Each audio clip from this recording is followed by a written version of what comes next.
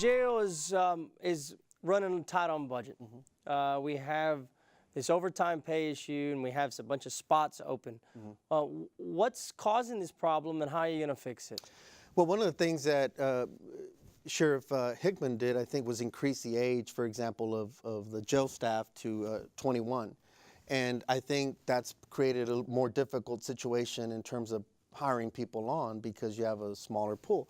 And I think that in theory and in principle, I understand the logic behind it. I do.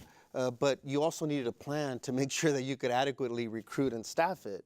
And that goes back to leadership and management. You can't just say, okay, let's change this without knowing what the potential impact could be, the consequence to it. I would maybe reconsider lowering that age again, simply because I think there are positions that maybe a younger person could still man that and attract that broader pool of employees. Look, I mean, we send them off to war, we send them off to do other things. It's just a matter of the recruiting process, and I think that's been botched. And so I think we just have to make sure we're hiring correctly and setting the tone early, and making sure they do have the proper training, and we just have to staff up. And also managing the jail population. I think we have to consider alternatives to incarceration, like the LEAD program in Seattle. When we look at our drug policy, and we simply can't incarcerate our way out of every addiction out there, I think we have to rethink this and have a broader discussion about it. Are you thinking something like the Sobering Center for drug treatment and rehabilitation? Potentially, like the LEAD program from Seattle has been studied here, and what the potential impacts and savings, and it would bring hundreds of thousands of savings, if not more. What is the program?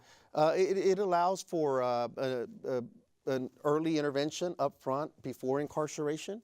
And so it's a community-based response. I like the idea of the city of Dallas as well, of the prostitution diversion initiative as well, because again, we're simply not dealing with core issues nowadays. Right. When my point was earlier, we're dealing with a lot of addictions, a lot of poverty issues.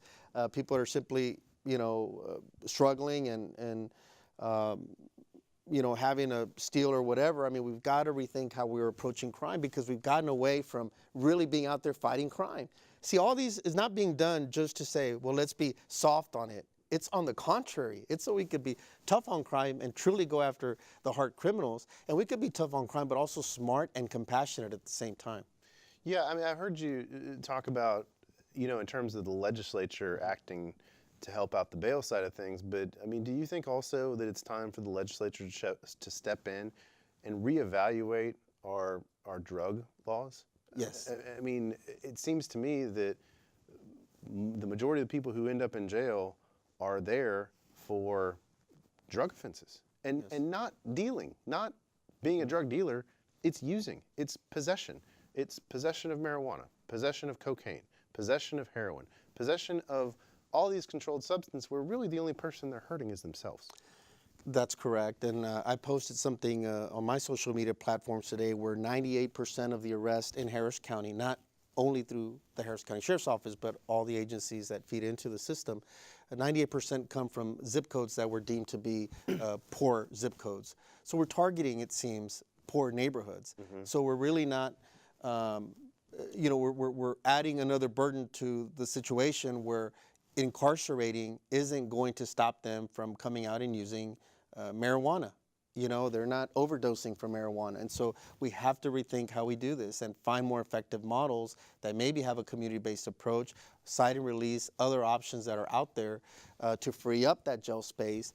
And again, find community-based approaches, because simply incarcerating, it doesn't work. In this country, we spend $80 billion a year incarcerating people. It doesn't include the judicial side, the police side, $80 billion, and we still have crime in our communities. Right. So we have to rethink how we do it, and with limited budgets, if I could ask for more money and do everything, great, maybe we could tackle every issue out there, but we can't.